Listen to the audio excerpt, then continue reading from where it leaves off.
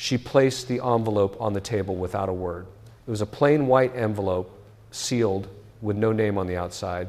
She had driven 4 hours to bring it to me.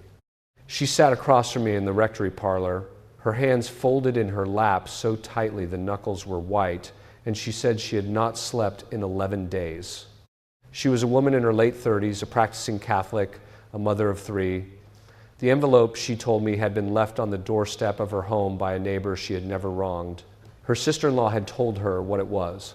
It was a curse packet. I have been an exorcist for over 20 years. I have seen objects left at doorways. I have seen photographs with pins through them, jars buried in yards, packages mailed anonymously across several states. The woman sitting across from me was not hysterical. She was exhausted and frightened and, beneath the fear, deeply confused. Because what she wanted, what she had come to me hoping I would say, was that there was a prayer she could do, a Catholic prayer, something that would send all of it back.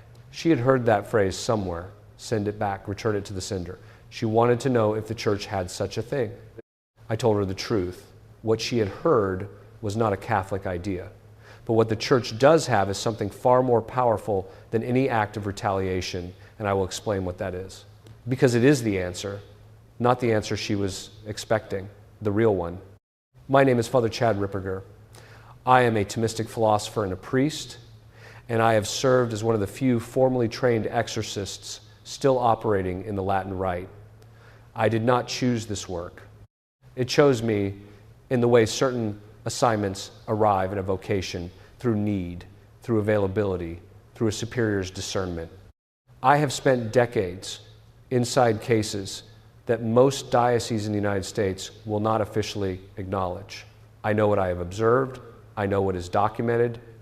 I do not know everything God permits, and I am not going to pretend otherwise. What I will tell you is what I saw in this case, and what the church teaches about it, and why it matters to you. The woman's name I will not give, the city I will not name. What I will tell you is that 3 weeks before she appeared in my parlor, strange things had begun happening inside her house. Her youngest child, a boy, 6 years old, stopped sleeping. He had nightmares he could not describe, only that there was a man in the corner of his room. Lights flickered. A crucifix fell from the wall, the wire intact, the nail still in the wall. Her husband became irritable in a way she described as not like himself, as if he were hearing arguments in his head he had not started. She herself began waking at 3 a.m. with what she could only call a weight on her chest, a pressure. For 400 years, the church provided the laity with specific prayers to address situations in their homes that they could not explain. Most parishes stopped teaching them after 1965. Now, they have all been compiled into a concise, practical guide. Keep it near the door and read the first page tonight. You will find the link to get the book in the description and in the first pinned comment. A conviction, not a thought she had chosen that she was going to lose everything. This is what infestation looks like before it becomes anything more. Not fire, not levitation, not the sounds you see in films. It is attrition. It is ordinary life made slightly wrong in ways that cannot be proven to anyone who is not there to feel it. She found the envelope on a Tuesday morning. The sister-in-law, who had grown up in a Caribbean household and recognized the construction immediately, identified what it contained without opening it. Certain names written on paper, certain objects, a specific binding intention. The neighbor, it turned out, had a grievance. The woman could not have anticipated a property dispute, a social slight, nothing that warranted what had been placed at her door. When I examined the envelope carefully, with the appropriate prayers of protection, never opening it, I told her what I am about to tell you. The demonic does not operate by magic in the popular sense. This is not a mechanism in which evil power flows from object A to person B in some automatic transfer. Aquinas is clear on this. In the Summa Theologiae, questions 50 through 64 of the first part, he treats the nature of the fallen angels with characteristic precision. They are not gods. They are not equal and opposite to the Almighty. They are finite creatures with vastly superior intelligence, and no body, operating in time, subject to the sovereign will of God, and capable of only what God permits, their power is real. It is not unlimited. Their strategy is to find what Aquinas calls a legal claim, a foothold, an opening, a door left ajar by sin or occult involvement, or the deliberate invitation of a third party, as in this case. Temptation is the baseline. Every person who has ever lived has experienced it. Oppression is external pressure, disordered events, afflictions of body and circumstance. Obsession, which I encountered in this woman's husband, is a disordered intrusion into the thinking process without full control of the person.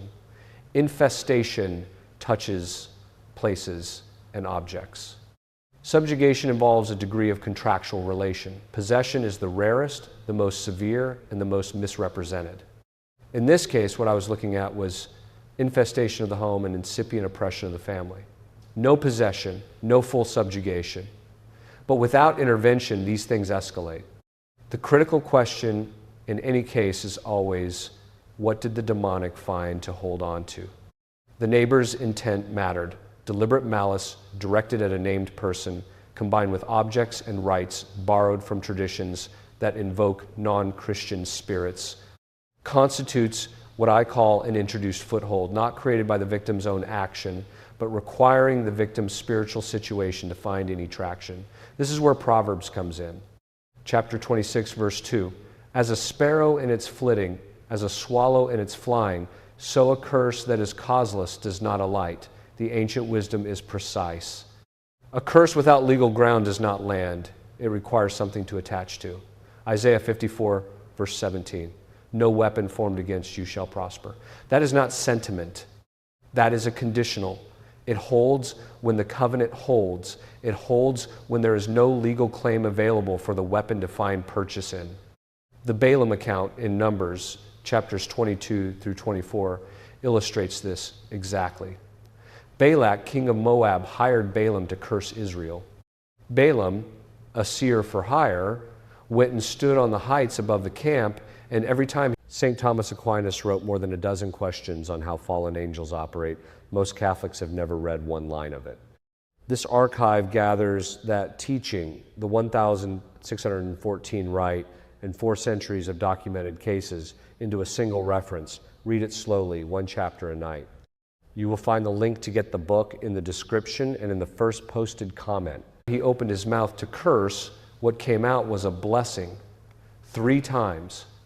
Because God's people, in a state of covenant fidelity, had no ground for the curse to occupy. The enemy could not manufacture a legal hold where none existed. The woman sitting in my parlor was not living in serious unconfessed sin. Her husband was away from the sacraments, which mattered. Her home had not been blessed. That mattered too. And fear sustained. Unchecked fear matters. Not because fear is sinful, but because the demonic uses it to erode the will, to narrow the horizon, to make a person begin to believe that the curse is already working, that it is inevitable, that the damage is done. This is not theology. This is operational psychology dressed in infernal clothing. The children were the clearest indicator. The boy's nightmares were not simply imagination. I have spoken with enough parents across enough decades to know the difference between a child's ordinary fear of the dark and a child reporting a presence with something like consistency and calm specificity. He described it the same way each night, same corner, same posture. Not red like the movies, not monstrous, still, just watching. Flat, ancient, patient. I do not say these things to frighten anyone. I say them because what comes next is where the actual answer lives. And the actual answer requires understanding what you are actually dealing with. Here is what the church teaches, what I have witnessed it do in a situation like this one. The prayer that sends every curse back to its owner does not exist in Catholic tradition. Not in the Roman ritual of 1,614, not in the approved deliverance prayers of the church, not in anything I have drawn on across 20 years of this work, and this matters. It matters because the moment you attempt to return a curse to direct harm back toward the person who sent it, you have crossed from prayer into an act that presupposes your authority to execute spiritual vengeance. You do not have that authority. I do not have that authority. It belongs to God alone. Romans 12, verse 19, Do not take revenge, beloved, but leave room for the wrath of God. For it is written, 'Vengeance is mine, I will repay,' says the Lord." The Christian does not counter curse, full stop. Not because the person who sent this harm deserves no consequence, they may well face one by God's justice, but because vengeance is not your instrument to wield. The moment you try to use it, you have opened a door of your own. What the church does instead is this. She prays for the breaking of the curse, the severing of the attachment, the protection of the person and household, the forgiveness of the one who sent the harm, and the entrusting of justice to God. This is not a softer version of retaliation. It is a different order of power entirely. I want you to understand that. The demonic cannot be fought with its own logic. It is fought by the authority of Christ, exercised through the ordained ministers of the church and the sacramental life of the faithful.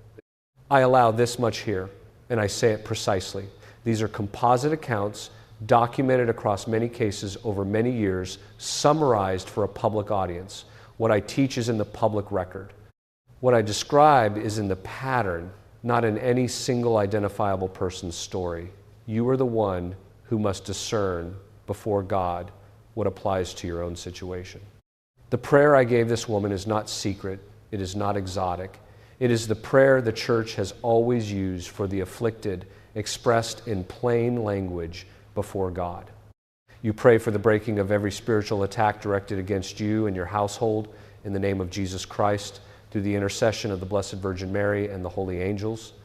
You ask that God sever any assignment the enemy has been permitted to carry out, any object or written instrument that has served as a point of contact for demonic activity, any hold introduced by the malicious intent of another. You bind these things in Christ's authority, not your own. You forgive the person who sent them. You ask the holy angels, especially Saint Michael and your guardian angel, to guard your home and your family. You entrust justice to God. You close by asking for the blood of Christ to cover the house, the thresholds, the sleeping children. That is the Catholic prayer that nullifies a curse, not by returning fire with fire, by removing every foothold and placing what remains in God's hands. I bless the home. I use the rite of exorcism of place, the older rite, 1614, which is explicit about addressing the demonic directly in every room. I bless the object and disposed of it according to the proper procedure, with prayer, without handling it carelessly. I gave the woman and her husband the prayers from the approved deliverance tradition. I told her husband that he needed to go to confession. He had not been in 11 years. He went that week. The nightmares in the boy's room stopped the night after the blessing of the house. The husband's confession was not a magic transaction. Confession is not magic of any kind. It is the breaking of a legal hold. John 20, verse 23, "Whose sins you forgive are forgiven them. The sacrament severs what sin has given the demonic a right to cling to." An unconfessed mortal sin does not just injure the soul's relation to God. It creates, in the language I use when I teach this, an opening, a contractual gap that the enemy knows how to exploit. Serious sin, long unconfessed, is one of the most consistent factors I find in cases of oppression and obsession. Not the only factor, but consistent. The Curé d'Ars, St. John Vianney, who died on 4 August 1859, was tormented for years by the demonic he called Le Grappin. Physical attacks in his room at night, furniture moved, strange sounds, the bed itself shaken. He did not attempt to retaliate. He prayed, he heard confessions for 16 hours a day. He drove the enemy out not by confrontation, but by leading souls back to the sacraments. The conversion of sinners was, he said, what the devil could not stand, because every soul that returns to God is a legal foothold lost. Padre Pio was attacked the night he received the stigmata, 20 September 1918. He fought with physical bruises on his body and a prayer on his lips. He did not curse the demons. He prayed the rosary. He offered the Mass.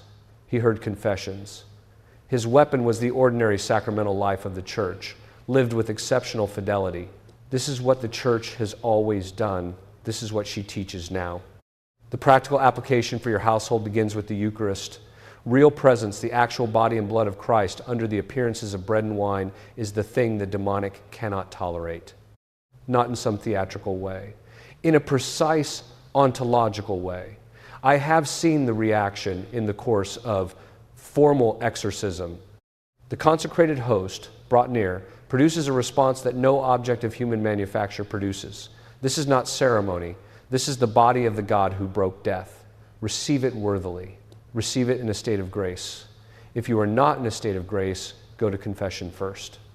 The second instrument is precisely that, confession, not once a year, regularly, as often as your conscience requires. The confessional is the place where legal holds are severed. I do not know a more precise sentence than that. Sacramentals follow. Holy water properly blessed by a priest, not merely water with a prayer said over it, has real effect in the tradition of the church. It has effect because of the church's authority, not because of any property of the water itself. Use it, bless the rooms of your house, use it on yourself and your children. A blessed crucifix in the home, a blessed image of Our Lady, the brown scapular worn faithfully, the rosary prayed daily, not as background noise, as vocal prayer with attention. These are not superstitions. They are sacramentals, instituted by the church for a reason. Why is this happening? Why is this conversation necessary? Why are people driving 4 hours with an envelope on the seat beside them? The catechetical collapse after Vatican II, which I date not to the Council's documents themselves, but to the implementation that followed in the late 1960s and 1970s, produced an entire generation of Catholics who were never taught that the demonic is real. That is not an overstatement. Studies conducted in recent years found that a significant majority of Americans who identify as Catholic do not believe in the real presence of Christ in the Eucharist. If you do not believe the body of God is on the altar, you are unlikely to believe that fallen angels are real and active. The two faiths fail together. The 1999 rite of exorcism introduced permission barriers that require the bishop's approval before an exorcism can be performed. Some bishops are deeply faithful shepherds. Others have never performed an exorcism and have no intention of approving one. The result is that in many dioceses in the United States, a person in genuine need of formal exorcism cannot access it through the official channel. This is not a polemic against the hierarchy. It is a data point. I am describing the structure as it stands. Confession collapsed because the sense of sin collapsed, and the sense of sin collapsed because the formation that produced it, examination of conscience, the 10 Commandments, the reality of mortal and venial sin, the 4 last things, was removed from most Catholic religious education programs. No-fault divorce was introduced in California in 1969 and spread nationally through the following decade. And the intact Catholic family, which was the incubator of faith for every generation before it, began its statistical unraveling. These are not unrelated trends. They are one trend with many expressions. The enemy did not need to do anything spectacular. He needed only to wait while the infrastructure collapsed. I report this not as despair. I report it so that you understand what you are looking at. I document these patterns across decades of this work. I do not know the full extent of what God permits in every diocese, every household, every soul. I know what I have witnessed, and I have been precise about the limits of that witness. You are the one before God. I am only the man who can describe what the road looks like from where I have stood. This week, not at some undefined future point, this week go to confession. If you have not been in months or years, that is the first order of business. Find a priest who takes the sacrament seriously. Go in and leave with a clean slate and a firm purpose of amendment. If you cannot find one close, drive. This is worth the drive. Receive the Eucharist worthily at the next Mass you attend.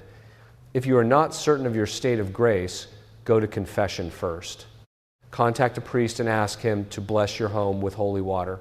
If the priest you know is willing to use the traditional blessing of a home from the Roman ritual, ask for that.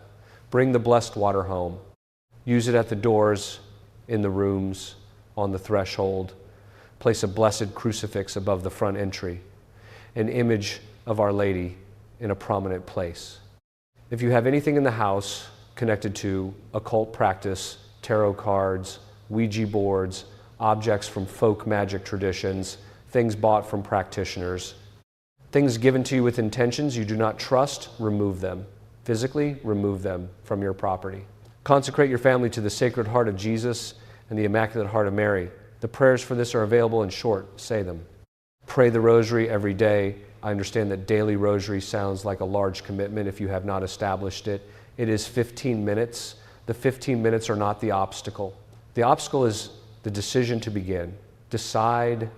Find a confessor, a sound priest who knows Thomistic moral theology and takes his priesthood seriously, and ask him to be your spiritual director, not a therapist. A confessor. There is a difference. Build community with other Catholics who understand these things. Form your children in the faith as it was handed down before the catechetical revolution. Examination of conscience, the reality of sin, the saints as real persons, the angels as real persons, the rosary as a weapon, the Mass as sacrifice. Teach them this. It is the only armor that will hold. The Church has been here before. The Arian crisis of the 4th century nearly swallowed the entire episcopate. Athanasius stood contra mundum against the world, holding the truth of the divinity of Christ when nearly every bishop in the West had bent to the heresy. The Church survived. Not because the situation was good, because the truth was indestructible and there were souls willing to carry it. She survived the French Revolution, which attempted to eradicate Christianity in France by killing priests, closing churches, and replacing the liturgical calendar with a secular one. She survived Stalin. She survived the systematic persecution that tried to erase her in Eastern Europe and China. The means of her survival was always the same: the saints. Ordinary men and women and children who held the sacraments, who prayed when they could not pray publicly, who passed the faith to the next generation in whispered catechism and secret Mass. There is no prayer that sends every curse back to its owner in the sense the world means that phrase. There is something better. There is a church with 2,000 years of authority over the demonic, a sacramental system that breaks legal holds, a Eucharist that the enemy cannot endure, and a God who is the just judge of every act of malice ever directed against an innocent person. God is with us. He has always been with us. The question is whether we will be with Him. Next, I want to address something I have seen with increasing frequency in the last several years: the role of the familiar spirit, the assigned watcher, the assigned monitor, what certain traditions call a spirit of surveillance. What Catholic demonology actually says about the assignment of demonic entities to individuals and households, and how the Church addresses that particular affliction, is something every Catholic living through this moment needs to understand.